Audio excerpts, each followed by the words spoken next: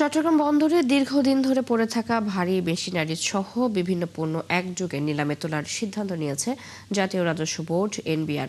শুল্ক ফাঁকি, মিথ্যা ঘোষণায় আনা এবং মামলা জটিলতায় আটকে থাকা ৩৭৮টি কন্টেইনারের পণ্য বছরের পর বছর বন্দরে পড়ে রয়েছে।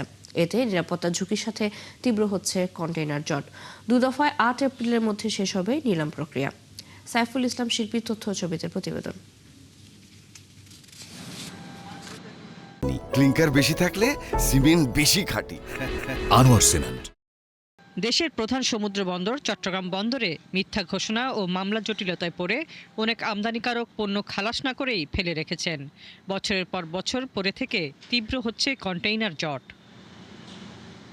এমনকি বন্দরে পড়ে থাকা কন্টেইনারের মধ্যে বিভিন্ন রাসায়নিক পণ্য ভর্তি কার্গো থাকার কারণে বন্দর নিরাপত্তায় ঝুঁকি তৈরি হয়েছে।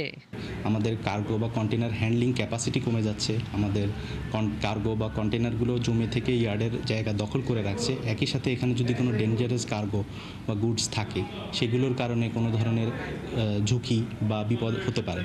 চট্টগ্রাম কাস্টমস হাউস সূত্র জানায়, বন্দরে ১৮০টি কন্টেইনারে রয়েছে chemical, machineries, plastic, scrap, art paper, bitumen, fabrics, house handling item এবং গাড়ির পার্টস।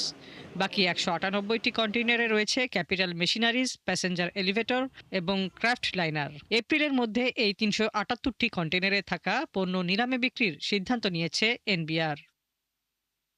চট্টগ্রাম কাস্টম হাউসের মাধ্যমে চলবে এই নিলাম প্রক্রিয়া।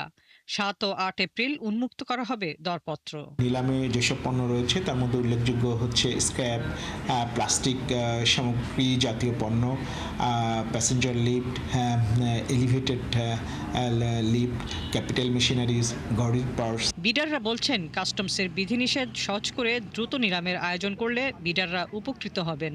দুটো টেন্ডার একসাথে করছে, একটা ৭ তারিখ, একটা ৮ তারিখ। ৭ তারিখ হচ্ছে জিরো ভ্যালু আর ৮ তারিখ হচ্ছে বেলুর।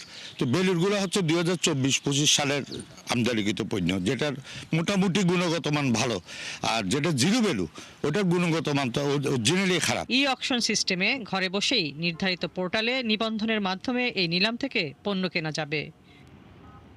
হাসিবা আলী বর্ণা, ৭১।